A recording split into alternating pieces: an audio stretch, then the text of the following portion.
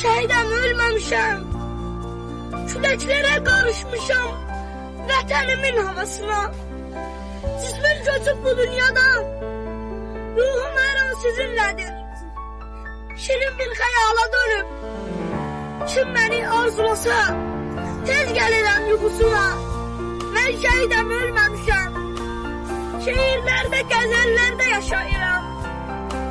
Resimlərdə, filmlərdə, əsərlərdə yaşayıram. Xalqımın qəhrəmanı, heç zaman unudulmazam. Könüllərdə yaşayıram. Mən şəhidəm, ölməmişəm. Qarabağın bağlarında çiçək olub atıram mən. Mən şəhidəm, ölməmişəm. Güneş kimi vətənimin sabahına parlaq ışıq saçıram mən. Mən şəhidəm, ölməmişəm. Şəhidlərin uca yeri cənnət. Nə olsun ki cismim göçüb bu dünyadan.